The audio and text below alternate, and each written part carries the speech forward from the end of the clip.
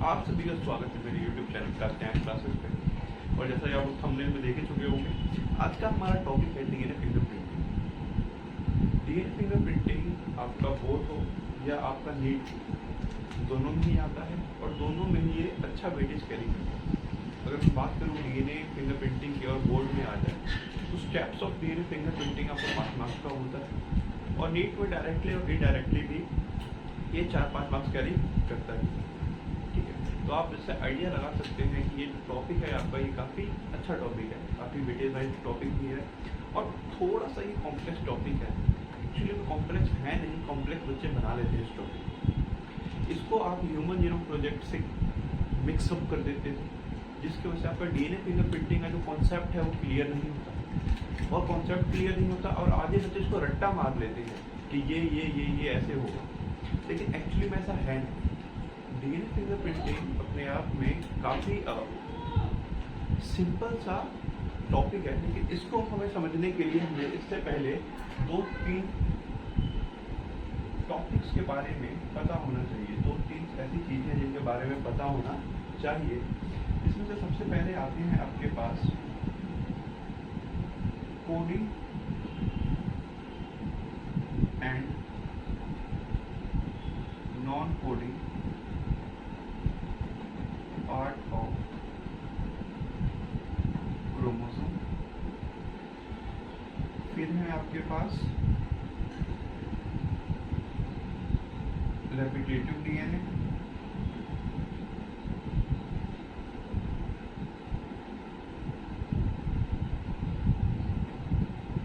Polymorphism,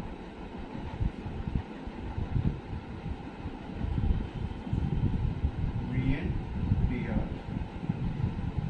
अगर ये जो कुछ टॉपिक्स हैं, कुछ चीज़ें हैं जो हमें पहले से पता हो, तो हम डीएनए फिंगरप्रिंटिंग को बहुत इजीली समझ सकते हैं। और आज के इस वीडियो में हम सबसे पहले इनके बारे में पढ़ेंगे, उसके बाद हम पढ़ेंगे स्टेप्स ऑफ डीएनए फिंगरप्रिंटिंग। हम बात करेंगे डीएनए फिंगरप्रिंटिंग क्या है और वो ह्यूमन जीनोम प्रोजेक्ट से डिफरेंट कैसे है। तो चलिए शुरू करते हैं आज का हमारा लेक्चर जो है डीएनए फिंगरप्रिंटिंग।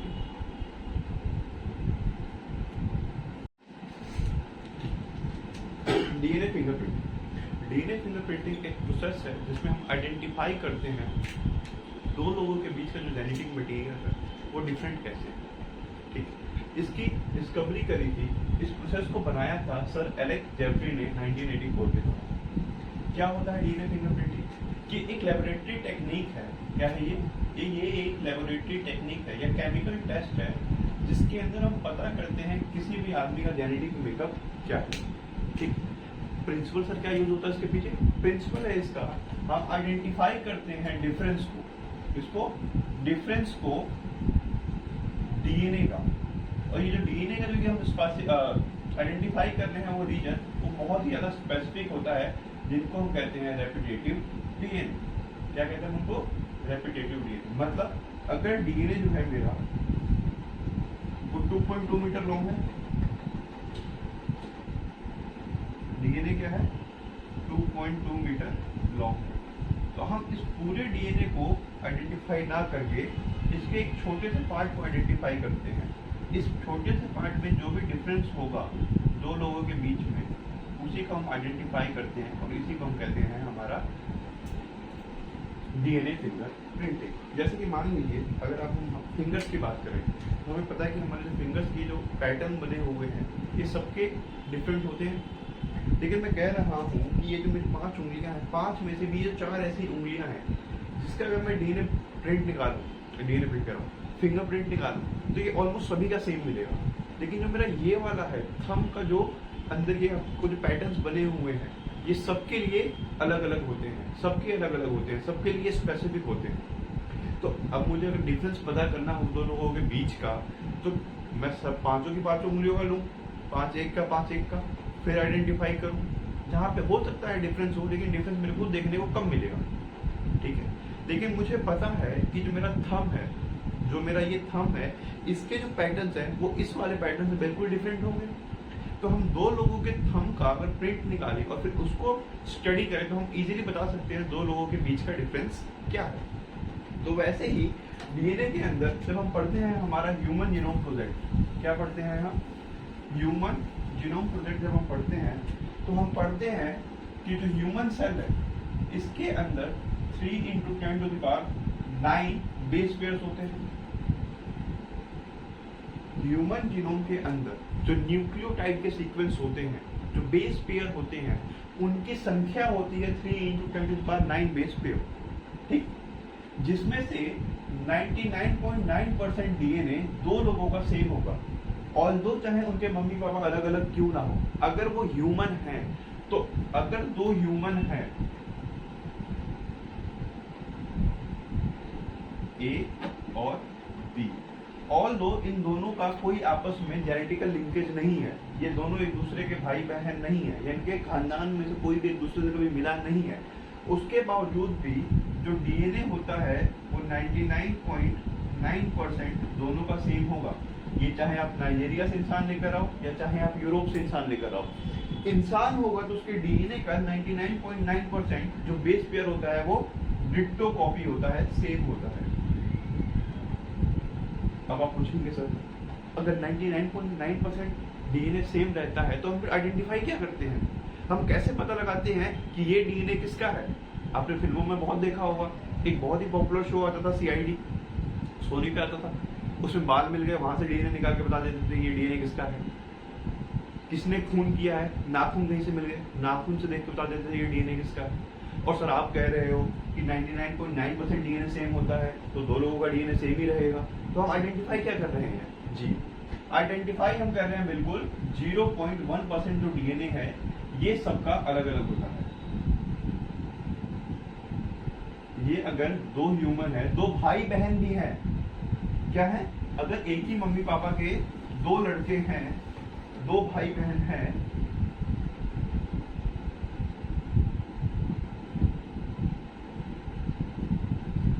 अगर ये भाई भाई भी हैं तब भी इनका 0.1% ऑफ डीएनए इन दोनों से अलग होगा और हम इसी 0.1% को आइडेंटिफाई करते हैं।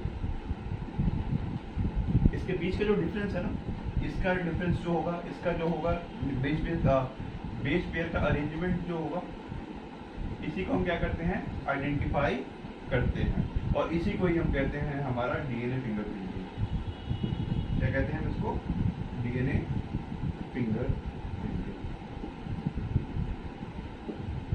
अब बोलोगे सर ये तो बहुत ही आसान है, 0.1% जो निकालना है। तो मैं आपको बता दूं कि ये 0.1% ऑफ डीएनए है, ये होता है तकरीबन 3 × 10⁶ बेस पेयर के करीब करीब। कितना? 3 × 10⁶ बेस पेयर के करीब करीब। अब एक काम कर सकते हो आप पहले डीएनए लो, डीएनए एक्सट्रैक्ट करो और उसको भेज दो सीक्वेंसिंग के लिए, जो हम ह्यूमन जीनोम में करते हैं। अरे ह्यूमन जीनोम क्या था? Sequencing of DNA. आपने क्या किया, आपको पता है कि 0.1% ऑफ डीएनए जो है वो कैसा होता है? डिफरेंट होता है। हमने उसको सीक्वेंस के लिए भेज दिया और सीक्वेंस आएगा, उसको हम स्टडी करेंगे, डिफरेंट मिल जाएगा तो हम पता लगा लेंगे कि दो बंदे डिफरेंट है। और अगर सीक्वेंस सेम मिला तो हम ये बता सकते हैं ये एक ही आदमी का डीएनए है। लेकिन एक्चुअली में जो वो 0.1% है उसकी अगर हम संख्या निकालें तो वो निकल के आती है 3 × 10⁶ बेस पेयर। ये 0.1% तो है लेकिन ये कोई छोटी अमाउंट नहीं है, ये अपने आप में बहुत ज्यादा है। और ह्यूमन जीनोम में आपने पढ़ा था कि अगर एक न्यूक्लियोटाइड को हमें सीक्वेंस करना होता है तो हमें तकरीबन $2 का खर्चा आता है। और अब $2 को मल्टीप्लाई कर लो इससे, सर ये तो बहुत महंगा हो गया, एक बार टेस्ट करवाने के लिए तो बहुत महंगा खर्चा आ रहा है। यहीं पे रोल आया सर एलेक जेफरी का। इन्होंने एक ऐसा मेथड प्रिपेयर किया जिससे हम डिफरेंस बता सकते हैं, दो लोगों के डीएनए के बीच का डिफरेंस अब बता सकते हैं और उसमें इतना खर्चा भी नहीं आएगा। तो वो कैसे करते हैं सर? पहली बात तो ये कि जो हमारा जीनोम है, जब हम डीएनए फिंगरप्रिंटिंग कर रहे होते हैं तो हम उस जीनोम की सीक्वेंसिंग नहीं करते हैं, हम जीनोम की सीक्वेंसिंग नहीं करते हैं। तो आप एक क्वेश्चन पूछ सकते हो sir, then how the DNA fingerprinting is done? आखिर फिर सच डीएनए फिंगरप्रिंटिंग होता कैसे है, इस पे हम बाद में आते हैं। पहले कुछ चीजें हैं जो आप लोग समझ लीजिए, जो आपको समझना जरूरी है। जब आप पढ़ रहे थे जेनेटिक्स के अंदर क्रोमोसोम का फॉर्मेशन, क्रोमोसोम कैसे बनते हैं सर, डीएनए कंडेंसेशन, जब हिस्टोन के चारों तरफ डीएनए आके रैप हो जाता है, फिर बीट्स ऑन स्ट्रिंग स्ट्रक्चर बनाता है सर, वो फर्दर और कंडेंस होता है तो आपका क्रोमेटिन बनाता है। अरे पढ़ा था नहीं पढ़ा था? जी सर पढ़ा था। क्रोमेटिन फर्दर कंडेंस करके हमारा क्या बनाता है सर, क्रोमोसोम। क्या बनाता है, क्रोमोसोम। जब आप क्रोमोसोम पढ़ते हो तो आप पढ़ते हो हमारे पास दो तरह के क्रोमोसोम्स होते हैं। नहीं, सोमेटिक क्रोमोसोम्स और एक्स क्रोमोसोम्स की बात नहीं कर रहा हूँ, मैं बात कर रहा हूँ दो तरह के क्रोमोसोम्स जो कि हैं आपके पास, यू क्रोमेटिन या यू क्रोमोसोम, और दूसरे होते हैं आपके पास हेट्रोक्रोमेटिन। क्या होते हैं, हेट्रोक्रोमेटिन या हेट्रोक्रोमोसोम्स। जो आपकी ये यू वाले क्रोमेटिन्स हैं, जो यू क्रोमेटिन है, यही अपने आप क्या करते हैं, एक्सप्रेस करते हैं, लाइटली स्टेन्ड होते हैं। क्या होते हैं, लाइटली स्टेन्ड होते हैं। यही वाले आपके पास एक्सप्रेस करते हैं, लाइटली होते हैं और लूजली पैक्ड होते हैं। क्या होते हैं, लूजली पैक्ड होते हैं, इसीलिए ये लाइट स्टेन करते हैं।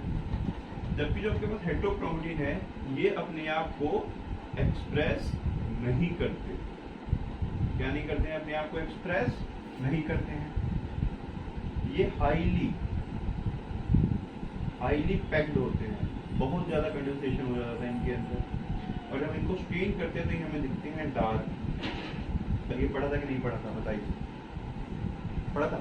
तो वैसे ही क्रोमोसोम्स के अंदर आप देख सकते हैं, मैंने दो एरियाज बनाए हैं, ये वाला लाइट एरिया है और ये डार्क एरिया है। डार्क एरिया जो है इसको हम कहते हैं नॉन कोडॉन। नॉन कोडॉन मतलब हेट्रोक्रोमेटिन, क्रोमोसोम का वो पार्ट जो खुद को एक्सप्रेस नहीं करेगा।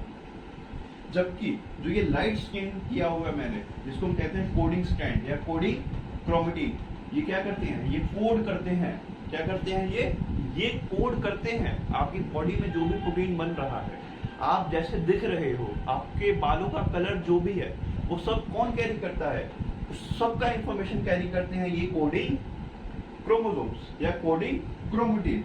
ये कोडिंग क्रोमेटिन जो है, इनके अंदर होते हैं सर जीन्स। क्या होते हैं, जीन्स, और यही जीन्स कोड करते हैं फॉर प्रोटीन। क्या करते हैं, कोड करते हैं प्रोटीन के लिए। अब मान लीजिए इन कोडिंग स्ट्रैंड के अंदर कोई म्यूटेशन आ जाए, हम पढ़ चुके हैं म्यूटेशन, ये तो पढ़ चुके हैं म्यूटेशन। क्या होता है म्यूटेशन, म्यूटेशन होता है जब कहीं पे न्यूक्लियोटाइड का अरेंजमेंट ओरिजिनल से थोड़ा सा डिफरेंट हो जाए, एक न्यूक्लियोटाइड आगे पीछे हो जाए, या एक नया न्यूक्लियोटाइड ऐड हो जाए, या एक न्यूक्लियोटाइड डिलीट हो जाए, उसको हम म्यूटेशन कहते हैं। सिंगल न्यूक्लियोटाइड चेंज को हम म्यूटेशन कहते हैं। अब मैं कह रहा हूं कि जो मेरा कोडिंग स्ट्रैंड है, जो क्या बना रहा है, जो सब प्रोटीन बना रहा है, उसके अंदर कोई म्यूटेशन आ जाए। अब उसके अंदर कोई म्यूटेशन आएगा तो क्या मैं कह सकता हूं प्रोटीन बदल जाएगा? नहीं समझ में आया? हम पढ़ते हैं सिकल सेल एनीमिया। क्या हम पढ़ते हैं? हम पढ़ते हैं सिकल सेल एनीमिया।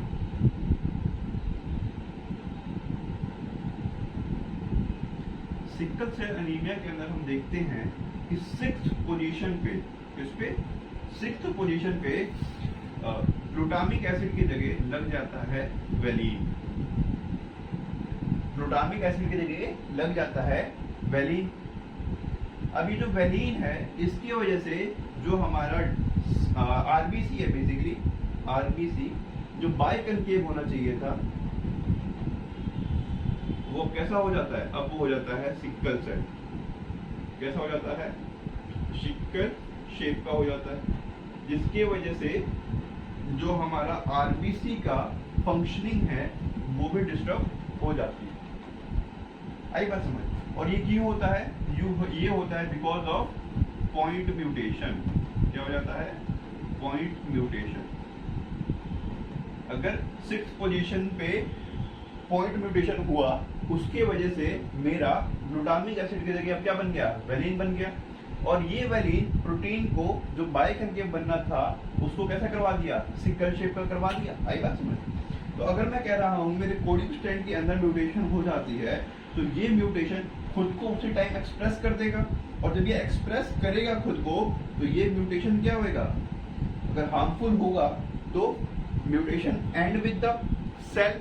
अरे आदमी जो है, जो सेल है, मान लो जो मेरा ब्लड है, ब्लड मेरा नॉर्मली कैसा होना चाहिए था, बाइकन्केव, लेकिन अब कैसा हो गया, सिकल शेप। तो क्या ये बंदा मर जाएगा? ऑक्सीजन की कमी से ये मर जाएगा। जब ये मरेगा तो ये वाला म्यूटेशन इसके साथ खत्म है कि नहीं? अरे ये प्रोटीन बना रहा है, प्रोटीन बना रहा है, प्रोटीन वाले पार्ट को, वो स्ट्रैंड जो प्रोटीन बना रहा है उसके अंदर से कुछ म्यूटेशन आ गया, ठीक है। अब इस म्यूटेशन की वजह से मेरे को बनना तो सर बाइकन्केव का आरबीसी था, नॉर्मल आरबीसी बनना चाहिए था, लेकिन अब वो नॉर्मल ना बन के सिकल शेप बन रहा है, और ये इसके वजह से ये लीड करता है, लीड्स टू डेथ। तो क्या सिकल शेप की वजह से डेथ होगी पर्सन की, जिसके अंदर सिकल शेप हुआ, और वो सिकल शेप क्यों हुआ, बिकॉज ऑफ म्यूटेशन। तो मैं ये कह सकता हूं कि अगर कोडिंग स्ट्रैंड के अंदर म्यूटेशन आता है तो वो म्यूटेशन नेक्स्ट जनरेशन में पास ऑन नहीं होता, वो म्यूटेशन इस पर्टिकुलर पर्सन के साथ, इसी जनरेशन के पर्सन के साथ मर जाएगा, लॉस हो जाएगा। जी सर। फिर आते हैं हमारे पास नॉन कोडिंग। नॉन कोडिंग वो जो कोई भी कोड नहीं कर रहे हैं, प्रोटीन बनाने के लिए कुछ भी कोड नहीं कर रहे हैं, बस हैं, पड़े हुए हैं, किसी काम के नहीं। आई बात? मतलब इनके अंदर ये कुछ बना ही नहीं रहे हैं, तो इनके अंदर म्यूटेशन आए या ना आए कोई फर्क तो पड़ेगा नहीं हमें। तो जब कोई फर्क ही नहीं पड़ रहा है तो ऐसे वाले म्यूटेशन क्या कर जाते हैं, सस्टेन कर जाते हैं। ये आपकी बॉडी के फंक्शनिंग के साथ कोई भी छेड़छाड़ नहीं करते। लेकिन अगर कोडिंग वाले में कुछ भी चेंज आया तो आपकी बॉडी की जो नॉर्मल लाइफ प्रोसेस है उसमें बदलाव लेकर आएगा, उसमें कुछ चेंजेस लेकर आएगा, कुछ हिंड्रेंस लेकर आएगा, जैसे कि सिकल सेल में हुआ, इसके वजह से पर्सन मर गया। लेकिन जो नॉन कोडिंग है, इनके अंदर आप कुछ भी कर लो, ये कुछ बना ही नहीं रहे हैं, और जब ये कुछ कर ही नहीं रहे हैं तो इनका होना या ना होना एक बराबर होता है। तो ऐसे में अगर कुछ म्यूटेशन आ गया तो वो म्यूटेशन क्या करेगा, सस्टेन करेगा। और जब ये म्यूटेशन सस्टेन कर रहा है तो ये ओवर द ईयर क्या होता है, पास ऑन होता रहता है, generation by generation, generation by generation. मतलब आपके दादाजी के अंदर कोई कोडिंग स्टैंड के अंदर कोई म्यूटेशन आ गया और दादाजी को सिकल सेल हो गया तो दादाजी तो निपट गए। लेकिन अगर उन्हीं दादाजी के अंदर कोई नॉन कोडिंग स्टैंड में म्यूटेशन आया तो वो म्यूटेशन आपके पापा में भी होगा। वो म्यूटेशन अगर पापा में भी हुआ तो दादाजी का म्यूटेशन और पापा का म्यूटेशन, दोनों म्यूटेशन मिलके आपके अंदर आएंगे। हो सकता है आपसे अगले जनरेशन में जाए, उससे अगले जनरेशन में जाए, उससे अगले जनरेशन में जाए। क्यों? क्योंकि ये कहाँ पर है, नॉन कोडिंग के अंदर है, और नॉन कोडिंग तो कुछ करता ही नहीं है, और जब कुछ करेगा ही नहीं तो कुछ फर्क पड़ेगा नहीं। अब दे देगा उसको म्यूटेशन, उसको कुछ नहीं करना है। तो क्या मैं कह सकता हूं कि जो म्यूटेशन है मेरा, ये दोनों ही पार्ट में आता है, चाहे वो कोडिंग का हो या नॉन कोडिंग का हो, है कि नहीं? हमने यहाँ पे देखा कोडिंग वाले पे भी हो रहा था म्यूटेशन, नॉन कोडिंग वाले पे म्यूटेशन हो रहा था। तो मैं ये कह सकता हूं कि जो भी मेरे पास म्यूटेशन हो रहा है वो कोडिंग और नॉन कोडिंग दोनों में ही हो रहा है। फिर जो म्यूटेशन है आपके पास नॉन कोडिंग के अंदर, जो म्यूटेशन है आपके पास नॉन कोडिंग के अंदर, उसके पास मोर चांसेस हैं कि वो क्या करेगा, वो इनहेरिट करेगा, सस्टेन करेगा और इनहेरिट करेगा from generation to other generation, from generation to other generation. जैसे कि म्यूटेशन हुआ, अब म्यूटेशन दो में हो सकता है, सिकल सेल में हो सकता है, जर्म सेल में हो सकता है। सिकल सेल आपको सिकल सेल कराओ, सोमैटिक सेल, सोमैटिक सेल आपको पता ही है हमारे स्किन से। तो अगर इनके अंदर कोई म्यूटेशन आया, इनके अंदर सोमैटिक के अंदर कोई म्यूटेशन आया तो ये पर्सन के साथ चला जाएगा, पर्सन के साथ क्या हो जाएगा, डेड हो जाएगा। जैसे आदमी मरेगा, सोमैटिक सेल की म्यूटेशन आदमी के साथ में बढ़ जाएंगे। अब जर्म सेल के अंदर कोडिंग में हुआ, क्या हुआ, कोडिंग के अंदर हुआ, तो इसकी लाइफ प्रोसेस को ये अफेक्ट करेगा, लाइफ प्रोसेस को ये क्या करेगा, इफेक्ट करेगा, जिससे ये पर्सन के साथ ही डेड हो जाएगा। Person dead, mutation dead. But अगर ये नॉन कोडिंग में हुआ, कहां पर हुआ? नॉन कोडिंग के अंदर, तो लाइफ प्रोसेस के अंदर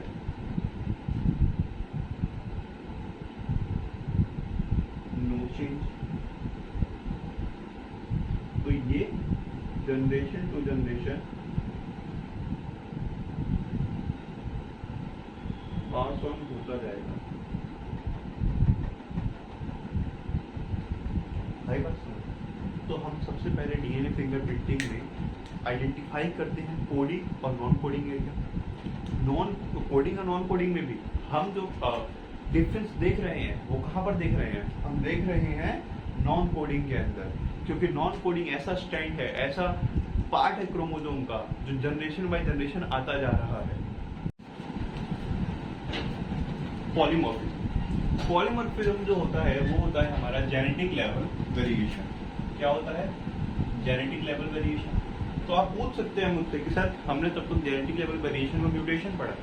अगर जेनेटिक लेवल पे न्यूक्लियोटाइड के अंदर कोई भी चेंज आ रहा है उसको तो म्यूटेशन कहते हैं। बिल्कुल, उसको हम म्यूटेशन कहते हैं। म्यूटेशन जो है, म्यूटेशन लीड्स टू पॉलीमॉर्फिज्म।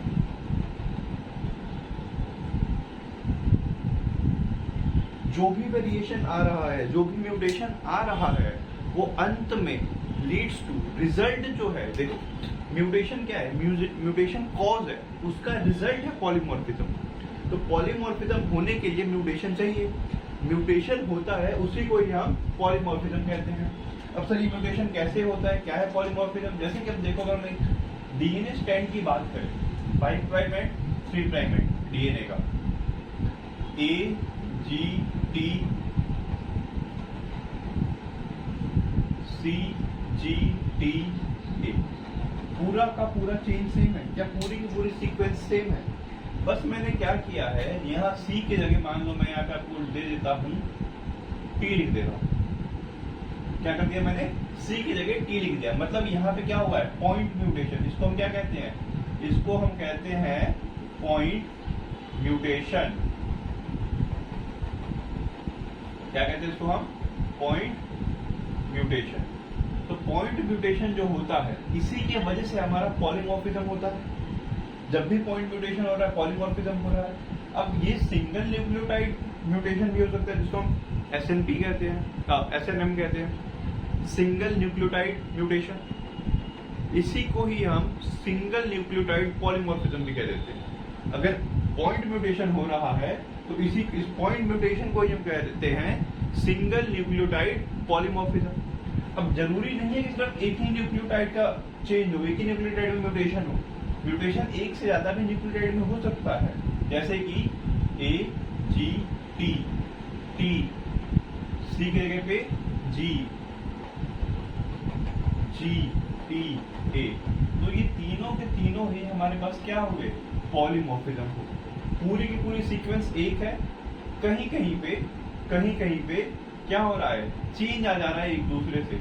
इसी को हम क्या कहते हैं? इसी को हम कहते हैं पॉलीमॉर्फिज्म। आप लोगों ने अलील्स पढ़े होंगे। क्या पढ़े होंगे? अलील्स पढ़े होंगे। तो मान लीजिए अलील्स पहली बात तो सेम लोकस पे होते हैं। सेम लोकस क्या होता है? लोकस होता है जीन का लोकेशन ऑन क्रोमोसोम।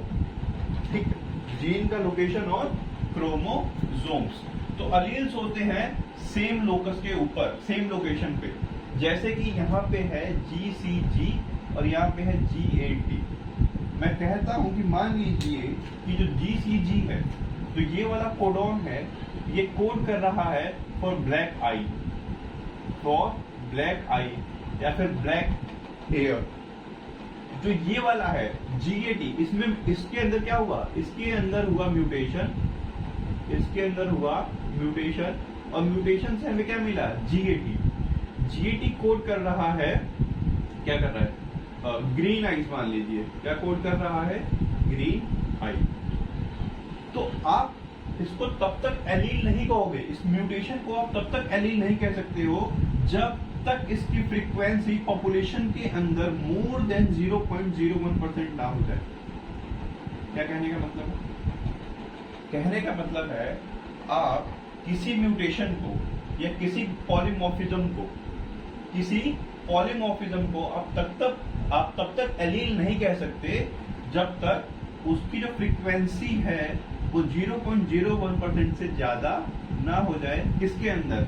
ये पॉपुलेशन की बात होती है, पॉपुलेशन की बात होती है। जैसे कि मान लीजिए फॉर एग्जांपल मेरी आंखों का कलर लाल हो जाता है ड्यू टू म्यूटेशन। क्या हो जाता है? आंखों का कलर लाल हो जाता है, रेड हो जाता है। अगर ये सिर्फ और सिर्फ मुझ में है तो ये मेरे अंदर म्यूटेशन है, लेकिन मेरे जैसे 1000 लोगों के अंदर रेड आई आया है, उसको फिर हम एलील्स कंसीडर करने लगते हैं। क्या कंसीडर करने लगते हैं? एलील्स। जैसे आपने पढ़ा था एलील्स के 2 पार्ट होते हैं। एलील्स हमेशा 2 के पेयर में रहता है कि नहीं रहता? अभी चाहे होमोजाइगस हो या ये हेटेरोजाइगस हो। अगर ये मैं कह रहा हूं ये है मेरे टॉलनेस का और ये है मेरे ड्वार्फिज्म का, ठीक है। अब कोई ऐसी एलील आ जाती है जो मुझे टेढ़ा पैदा कर दे रही है और वो सिर्फ मेरे अंदर है, तो मेरे अंदर वो बीमारी है, मेरे अंदर वो म्यूटेशन है, लेकिन मेरे जैसे 1000 लोगों के अंदर भी सेम चीज हो रहा है, उसको हम एलील कहते हैं। उसको हम क्या कहते हैं? एलील कहते हैं। Any polymorphism is said to be allele only when the frequency of polymorphism is more than 0.01%। तो आप ये कह सकते हो कि सर एलील्स क्या है? रिजल्ट है पॉलीमॉर्फिज्म का। मतलब म्यूटेशन से सर पॉलीमॉर्फिज्म होता है और पॉलीमॉर्फिज्म की अगर फ्रीक्वेंसी 0.01% से ज्यादा हो जाए पॉपुलेशन के अंदर, उसको हम एलील्स कहते हैं। उसको हम क्या कहते हैं? एलील्स कहते हैं। आई बात समझ? तो जैसा कि अभी हम पढ़ रहे थे कि जो म्यूटेशन हो रहा है नॉन कोडॉन के ऊपर, क्या हो रहा है? म्यूटेशन जो हो रहा है नॉन कोडॉन के अंदर, वो कैसा करता है? वो सस्टेन करता है, मतलब वो अगली जनरेशन में भी पास ऑन होता रहेगा। मुझसे मेरे बच्चों में जाएगा, मेरे बच्चों से उनके बच्चों में, अगर वो नॉन कोडिंग स्टैंड पे है तो अगर मैं बात करूं नॉन कोडिंग के अंदर, तो नॉन कोडिंग के अंदर सर जो पॉलीमॉर्फिज्म है, क्या है? पॉलीमॉर्फिज्म वो सबसे ज्यादा देखने को मिलेगा। कहाँ पे सर? नॉन कोडिंग के अंदर। क्या यहां तक आपको बात समझ में? नॉन कोडिंग के अंदर पॉलीमॉर्फिज्म जो है हमारा वो सबसे ज्यादा मिलेगा। क्यों? क्योंकि नॉन कोडिंग के अंदर जो भी म्यूटेशन हुआ है वो सस्टेन करता है, हजारों सालों से वो हमारी बॉडी के अंदर बनता हुआ आया है। आई बात? चलिए अगला टॉपिक है हमारे पास which is repetitive DNA. Repetitive DNA. अभी आप लोग पूछेंगे सर ये पॉलीमॉर्फिज्म हो गया, ये रेपिटेटिव डीएनए हो गया, इससे पहले आपने कोडिंग और नॉन कोडिंग पढ़ाया, ये सब लिंक कहाँ से होते हैं? हम पढ़ क्यों रहे हैं? थोड़ी देर दे दीजिए मुझे, अभी सब एक जगह पे आके लिंक हो जाएगा और आपको और अच्छे से समझ में आएगा। जैसे बात करें हम रेपिटेटिव डीएनए की, रेपिटेटिव डीएनए का एक सेगमेंट है। क्या है? डीएनए का एक ऐसा सेगमेंट है जहां पे जो सीक्वेंस होते हैं वो रिपीट कर रहे हैं बार बार। सीक्वेंस क्या कर रहे हैं? रिपीट कर रहे हैं बार बार। जैसे कि ATGC, ये एक सीक्वेंस हो गया, फिर ये वापस से रिपीट हो रहा है ATGG, फिर ये वापस से रिपीट हो रहा है ATGG, ATGG। तो इस टाइप ऑफ डीएनए को हम कहते हैं हमारा रेपिटेटिव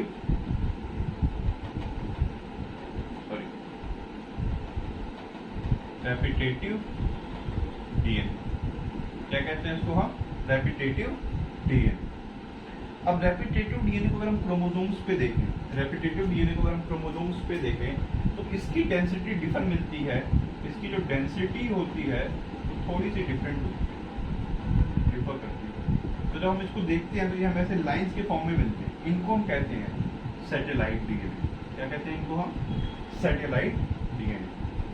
किनको कहें हम सैटेलाइट डीएनए को? रेपिटेटिव डीएनए ही हमारा सैटेलाइट डीएनए बनाता है। ठीक है, कहाँ मिलेगा ये? नॉन कोडिंग में। नॉन कोडिंग मतलब sir very high degree of polymorphism. बिल्कुल हाई डिग्री ऑफ पॉलीमॉर्फिज्म हमें देखने को मिलता है किसके अंदर सर, सैटेलाइट डीएनए के अंदर।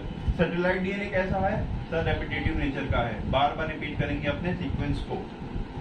एक सेट है कि ATGG ATGG ATGG ATGG इस पर्टिकुलर फॉर्म में ही आपको मिलेगा, ऐसा नहीं है कि ATG CC PG, ऐसा नहीं है। एक पर्टिकुलर फॉर्म में मिलेगा आपको, एक पर्टिकुलर सीक्वेंस में आपको मिलेगा और वो सीक्वेंस बार बार खुद को रिपीट कर रहा होगा। ऐसे डीएनए को हम क्या कहते हैं सर, ऐसे डीएनए को हम सैटेलाइट डीएनए कहते हैं।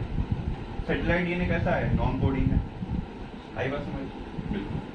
अब इसके अंदर जो बचा हुआ हिस्सा है, तो ये पूरा का पूरा और डीएनए है, इसको हम कहते हैं बल्क जीनोमिक डीएनए या बल्क डीएनए। ठीक, जो हमारा सैटेलाइट डीएनए है इसको हम बल्क डीएनए से बहुत ही आसानी से सेपरेट कर सकते हैं। बहुत ही आसानी से सेपरेट कर सकते हैं। कैसे? हम यूज करते हैं सीडियम क्लोराइड डेंसिटी ग्रेडियंट का। हम बात करते हैं मिचेल्सन और स्टेहल का experiment, search for genetic material वाला। उसमें उन्होंने क्या किया था, उन्होंने सीडियम क्लोराइड डेंसिटी ग्रेडियंट का यूज किया था डीएनए को सेपरेट करने के लिए। हम सेम वही प्रोसेस यहाँ पे क्या करते हैं, यूज करते हैं। सेम प्रोसेस हम यहाँ पे क्या यूज कर रहे हैं, यूज कर रहे हैं अपने डीएनए को एक दूसरे से अलग करने के लिए। आई बात समझ? क्या करने के लिए, एक दूसरे से अलग करने के लिए। अब जब हम इसका अगर ग्राफ प्लॉट करें, क्या करें सर, इसका अगर मैं ग्राफ प्लॉट करूं, किसका, जो भी हमने डीएनए को सेपरेट किया है, अगर इसका मैं ग्राफ बनाऊं तो ये ग्राफ हमें देखने को मिलता है कुछ इस तरीके का।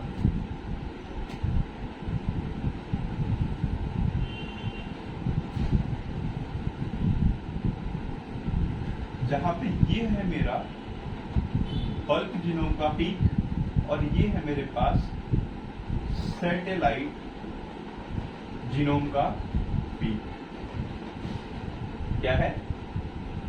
सैटेलाइट जीनोम का पीक। ये ग्राफ हमें दिखाता है कि ये है मेरा बल्क डीएनए और ये है मेरा सैटेलाइट डीएनए। और ये हमने कैसे निकाला है, हमने यूज किया है सीजियम क्लोराइड डेंसिटी ग्रेडियंट का, डेंसिटी ग्रेडियंट।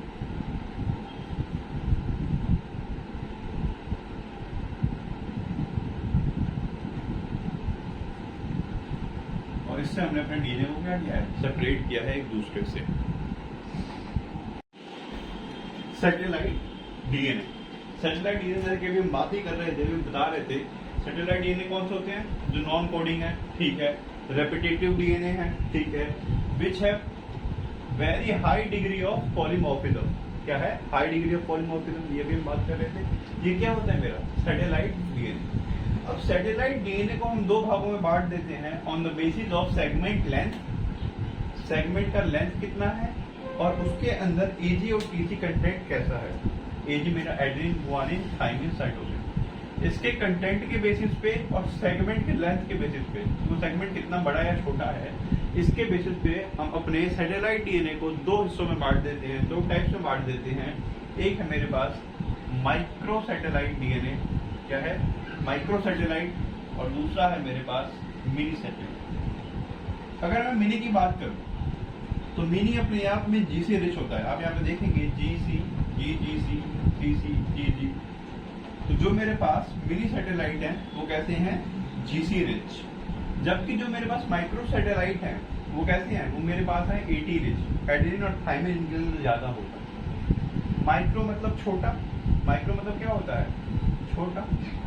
तो इसका जो सेगमेंट है, इसका जो सेगमेंट है वो जनरली 2 से 9 न्यूक्लियोटाइड जितना बड़ा होता है।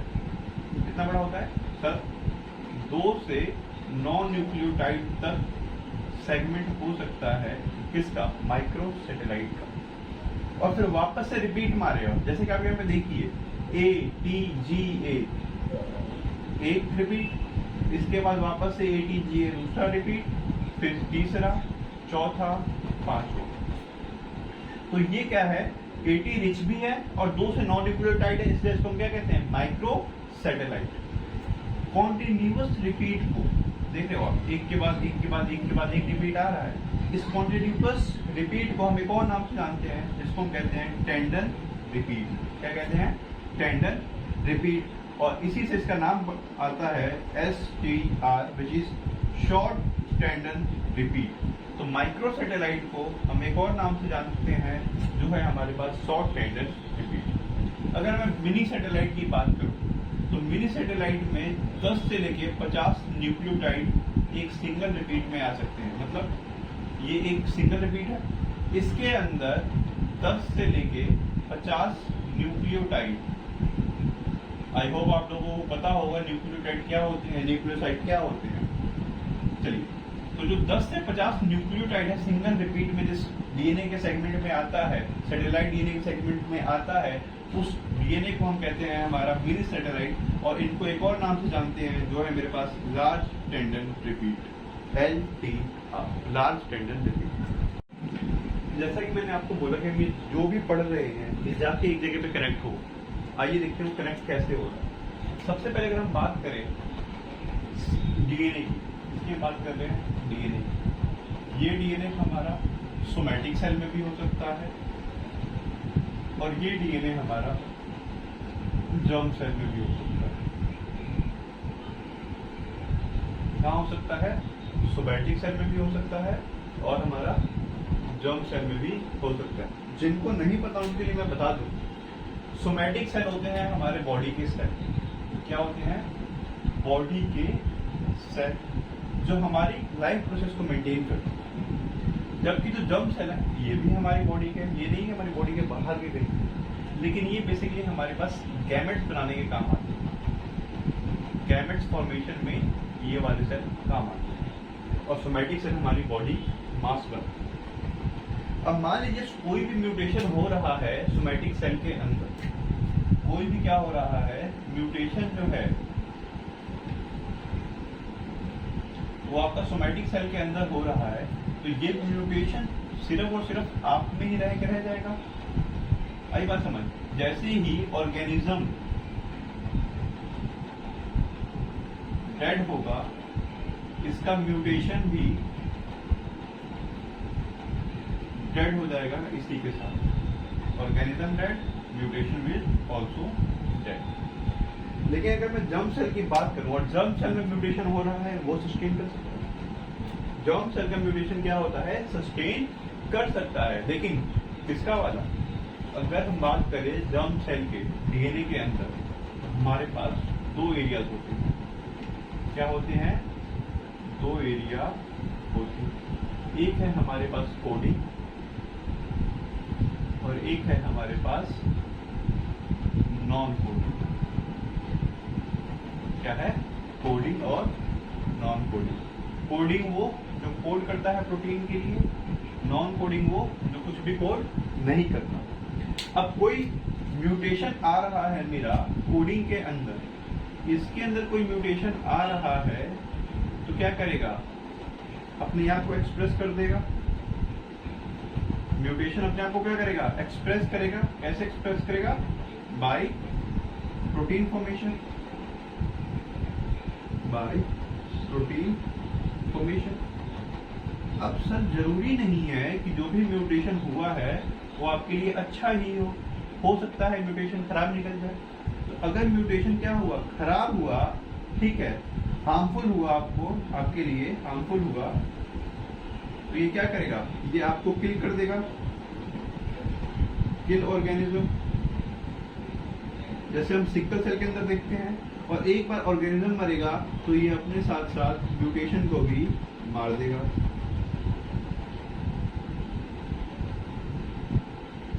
मतलब म्यूटेशन अगली जनरेशन में तो गया ही नहीं। आई बात समझ में? म्यूटेशन और सिर्फ कहाँ रह गया? इसके अंदर ही रह गया।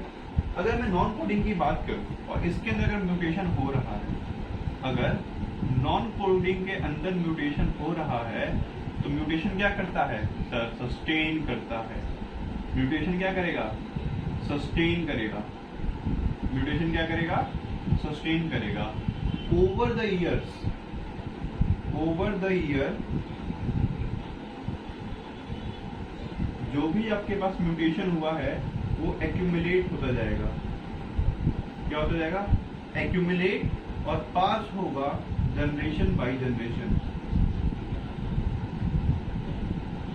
मतलब आपके दादाजी के अंदर, आप दादाजी से आपके पापा के अंदर, पापा से आपके अंदर, और आपसे आपके बच्चों के अंदर ये म्यूटेशन क्या करेगा, एक्यूमुलेट होता जाएगा और आगे ट्रांसफर होता जाएगा।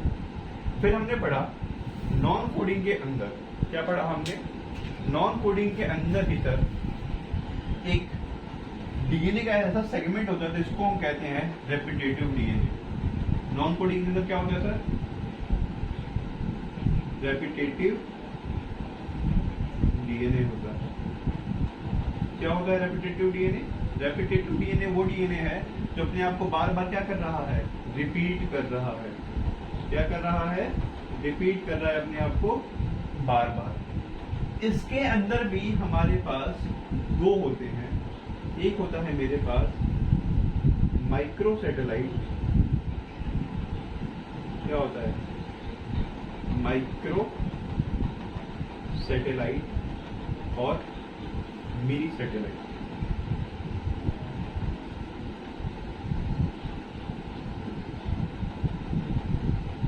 माइक्रो सैटेलाइट और मिनी सैटेलाइट। माइक्रो और मिनी के अंदर जो माइक्रो है ये 80 रिच होता है, ये सर 80 रिच है, 80 रिच है सर। ये सर 2 से 9 न्यूक्लियोटाइड का है, 9 न्यूक्लियोटाइड का है। इसको हम कहते हैं शॉर्ट टैंडम रिपीट। सर जो आपके पास मिनी है ये 10 से 50 न्यूक्लियोटाइड का हो सकता है, हो सकता है। ये कैसा होता है, ये जी से रिच होता है। कैसा होता है, जीसी रिच होता है। इसको हम कहते हैं एलटीआर, लॉन्ग टैंडम रिपीट या लार्ज टैंडम रिपीट। इसी मिनी सैटेलाइट को ही हम यूज करते हैं हमारा डीएनए फिंगरप्रिंटिंग के अंदर। हाँ यूज करते हैं इसको हम डीएनए फिंगरप्रिंटिंग के अंदर। और मैं और स्पेसिफिकली बात करूं तो इन मिनी सैटेलाइट के अंदर मेरे पास होते हैं VNTR, VNTR क्या होते हैं, VNTR, VNTR होते हैं variable number tandem repeat, variable number tandem repeat VNTR। और हम इन्हीं VNTR का यूज करते हैं हमारे डीएनए फिंगरप्रिंटिंग के लिए। ठीक है, तो ये ओवरऑल व्यू ऑफ आपके टॉपिक का विच इज डीएनए फिंगरप्रिंटिंग। आइए अब हम इसके बाद स्टडी करते हैं, डिस्कस करते हैं हमारे VNTRs को कि VNTRs क्या होते हैं। VNTRs क्या होते हैं, VNTRs होते हैं वेरिएबल नंबर टैंडम रिपीट। अब इसका क्या मतलब होगा, वेरिएबल नंबर टैंडम रिपीट का क्या मतलब होगा? अगर मैं बात करूं आपके पास कि मेरे पास 2 तरीके के क्रोमोसोम्स हैं, 2 क्रोमोसोम हैं। हर क्रोमोसोम के ऊपर जो VNTR है वो डिफर करता है। क्या करता है, हर क्रोमोसोम के ऊपर जो VNTR है वो डिफर करता है। VNTR differ from chromosome to chromosome. यहाँ पे मैं लिख देता हूं VNTR differ from chromosome to chromosome and person to person. मतलब जिस पर्सन के क्रोमोसोम्स के ऊपर VNTRs होंगे, ठीक है, अगर कोई पर्सन है A और कोई पर्सन है B, इसके क्रोमोसोम नंबर 6 और इसके क्रोमोसोम नंबर 6 के ऊपर जो VNTRs होंगे वो डिफर होंगे, मतलब एक दूसरे से अलग होंगे। नंबर ऑफ ये VNTR अलग होगा। नंबर ऑफ VNTR का क्या मतलब है, जैसे कि ये एक पूरा रिपीट है, इसको हम बोलते हैं एक VNTR, ये दूसरा, ये तीसरा। अगर मान लीजिए मैं इसको कह रहा हूं 7th क्रोमोसोम, तो 7th क्रोमोसोम पे मेरे को देखने को मिल रहे हैं 3 VNTR, मेरे को कितने देखने को मिल रहे हैं? 3 VNTR देखने को मिल रहे हैं, है कि नहीं? अगर मैं कह रहा हूँ ये मेरा क्या है, ये मेरा 7th क्रोमोसोम्स का डीएनए है, 7th क्रोमोसोम के डीएनए पे मेरे को कितने मिल रहे हैं? 3 VNTR मिल रहे हैं। अगर वही मैं कहूँ कि ये है मेरा 11th क्रोमोसोम, क्या है? 11th chromosome. 11th क्रोमोसोम के ऊपर मुझे मिल रहा है 1 2 3 4 5 VNTR। कितना मिला? 5 VNTR। क्या मेरे को डिफरेंस देखने को मिल रहा है? इन्हीं की हम स्टडी करते हैं जब हम बात करते हैं डीएनए फिंगरप्रिंटिंग की। अब आप मुझसे पूछ सकते हैं सर हम ये नंबर निकाल कैसे रहे हैं, हम VNTR कितने हैं ये स्टडी कर कैसे पा रहे हैं, हम नंबर्स को देख कैसे पा रहे हैं? इसके लिए हम यूज करते हैं VNTR प्रोब। क्या यूज करते हैं? प्रोब। प्रोब बेसिकली होते हैं सिंगल स्ट्रैंडेड। प्रोब क्या होते हैं? सिंगल स्ट्रैंडेड आरएनए हो सकता है या फिर डीएनए हो सकता है, which have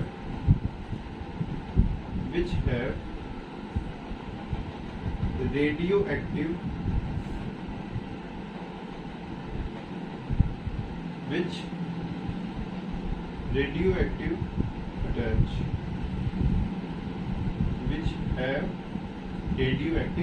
attach। मतलब प्रोब एक रेडियो एक्टिव पार्टिकल है, एक डीएनए का आरएनए का ऐसा हिस्सा, ऐसा सेगमेंट जिसके अंदर हमने क्या कर रखा है? हमने रेडियो एक्टिव अटैच कर रखा है। आई बात समझ में? अब ये VNTR क्या करेगा? ये VNTR प्रोब जो है हाइब्रिडाइजेशन करता है। क्या करता है? हाइब्रिडाइजेशन करता है हमारे VNTRs के साथ। जो मेरा प्रोब है वो इनके साथ जुड़ेगा। बेसिकली इनका कॉम्प्लीमेंट्री स्ट्रैंड होता है। G है तो क्या लग गया? C की जगह पे G, C T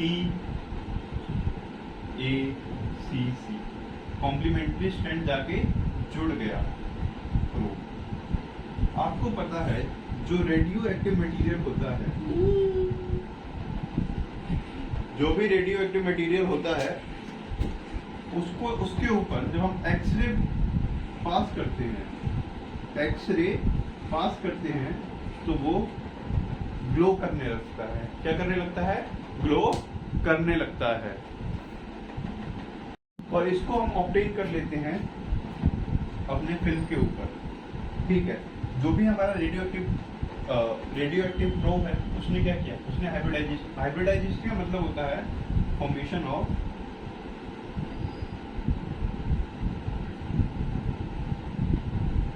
hydrogen bonding.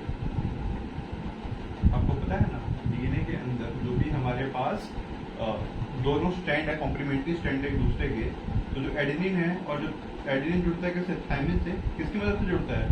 Through hydrogen bonding जुड़ता है।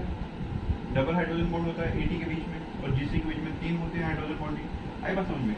तो जो मेरे पास प्रोब है, वो मेरे VNTR के साथ जाएगा, क्या करेगा? हाइड्रोजन बॉन्डिंग का फॉर्मेशन करेगा। अब इसके ऊपर जब हम एक्सरे पास करते हैं, एक्सरे पार्टिकल फेंक के मारते हैं तो वो ग्लो करने लगता है। क्या करने लगता है? ग्लो करने लगता है। और ये ग्लो हम उतारते हैं शीट के ऊपर, फिल्म के ऊपर, और हम देख के बता पाते हैं कि हमारे क्रोमोसोम्स के ऊपर कितने नंबर ऑफ VNTR प्रेजेंट है बेसिकली।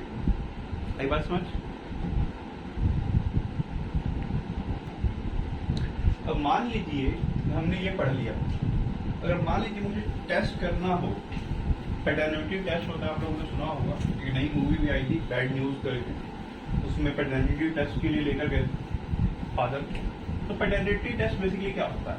पैटर्निटी टेस्ट होता है हमारे पास, हम बच्चे के फादर के डीएनए को मैच करते हैं उसके डीएनए के साथ, और हम ये जान पाते हैं कि बच्चे का फादर कौन है या इसका मदर कौन है।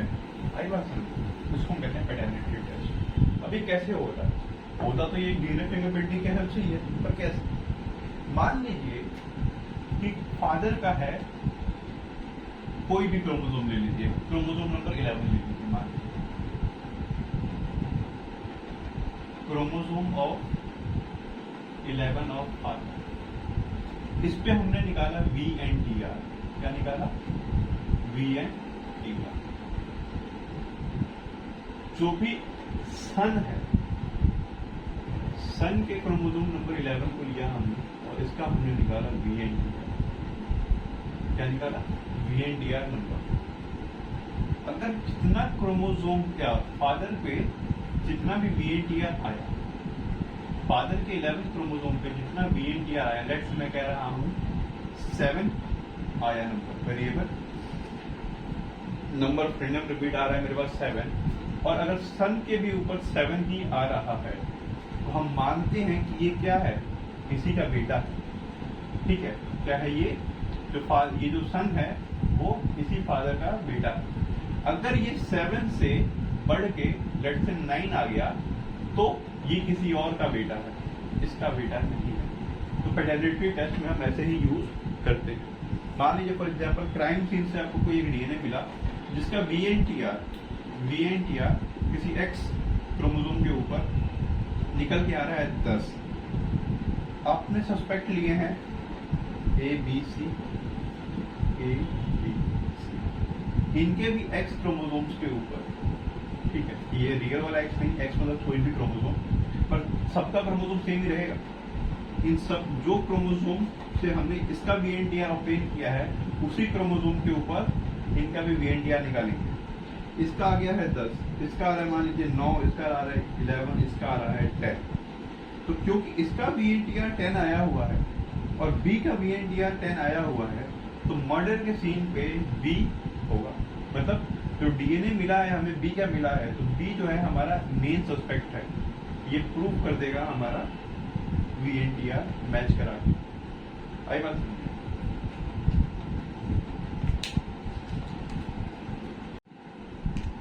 Steps of DNA fingerprinting. DNA fingerprinting को करने के लिए हमें क्या क्या स्टेप्स फॉलो करने होते हैं, किस किस स्टेप करके हम डीएनए फिंगरप्रिंटिंग कर पाते हैं। तो सबसे पहले हमारे पास क्या होता है, सेल होता है। क्या होता है, सेल। सेल के अंदर से हम आइसोलेट करते हैं, आइसोलेशन ऑफ डीएनए। हमने क्या किया, हमने सबसे पहले डीएनए को आइसोलेट कर लिया सेल के अंदर से। फिर डीएनए को हम आरी से काटते हैं, वो लकड़ी काटने वाली आरी नहीं, रिस्ट्रिक्शन एंजाइम वाली आरी। किससे हम करते हैं, कट करते हैं, cut DNA with the help of RE। RE का मतलब होता है रिस्ट्रिक्शन एंजाइम, जैसे कि HIN2, EcoR1। ये क्या होता है, ये होता है restricted enzyme.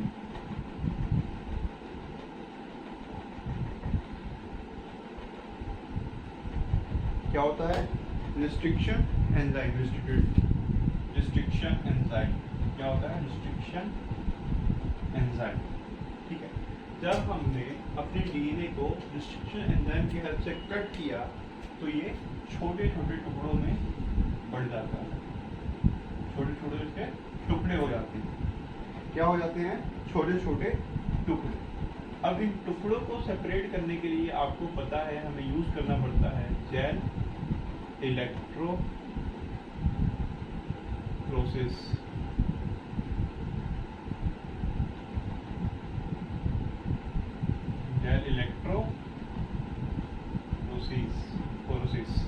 Gel electrophoresis.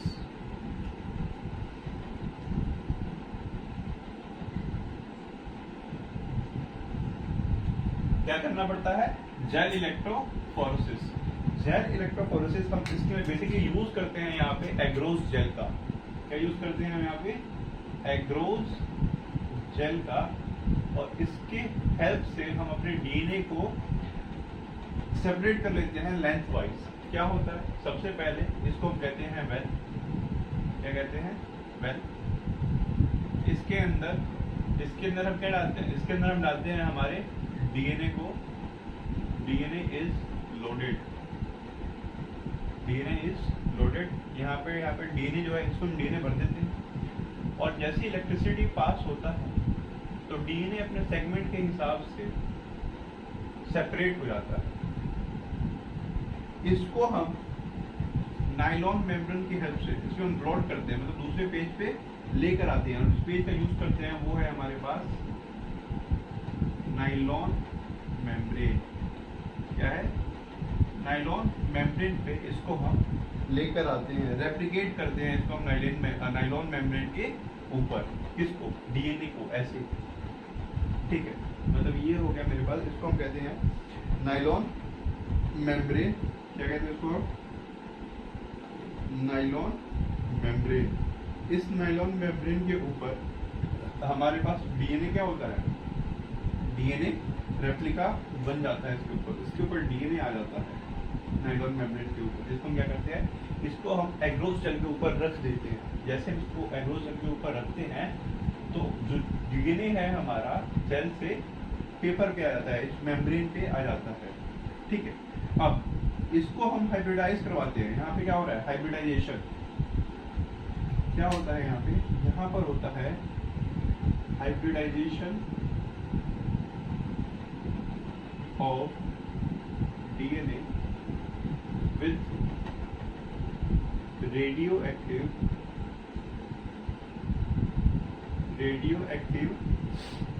VNTR probe के साथ इसको हम क्या कर देते हैं? हाइब्रिडाइज करवा देते हैं। क्या करवा देते हैं? हाइब्रिडाइज करवा देते हैं। अब ये प्रोब है, आपको पता है कि इसका एंटी कोडॉन है, एंटी सीक्वेंस में है। अगर डीएनए मेरा AGTC है तो प्रोब मेरा कैसा होगा? TCGA, सॉरी TCAG, ठीक, TCAG। पर अगर किसी म्यूटेशन के वजह से यहाँ पर कुछ और आए, क्या आ गया हो? U, तब हमारे पास ये U तो आ ही नहीं सकता, यहाँ पे आ जाए लेट से C, तब हमारा ये प्रोब जो है वो इसके साथ जुड़ेगा नहीं, हाइब्रिडाइजेशन नहीं करेगा। ठीक, देखिए ये जो हमें पता है कि प्रोब क्या है? रेडियो एक्टिव है। इस पे जब हम एक्सरे पास करते हैं, क्या पास करते हैं? एक्सरे पास करते हैं तो ऑटो रेडियोग्राफी के ऊपर हमें ऐसे बैंड देखने को मिलता है। क्या देखने को मिलता है? बैंड देखने को मिलता है। ये जो रेडियो ऑटोग्राफ है ये चमकने लगता है। क्यों चमक रहा है भाई? क्योंकि इसके ऊपर एक्सरे टकरा के आ रहा है। किससे? रेडियो एक्टिव से। जैसे ही रेडियो एक्टिव के ऊपर हम एक्सरे पिक्चर मारते हैं तो वो हमें स्क्रीन पे ग्लो होता हुआ दिखता है। इसी को ही हम काउंट करते हैं और हमें पता चलता है VNTR नंबर कितने हैं। और इन्हीं VNTR का यूज किया जाता है फॉर क्रोमोसोमल कह रहा हूँ DNA फिंगरप्रिंटिंग। इसी के साथ हमारा ये टॉपिक यहीं पे खत्म हुआ। ठीक है, अगर लेक्चर समझ में आया हो तो लाइक और सब्सक्राइब कर दीजिए।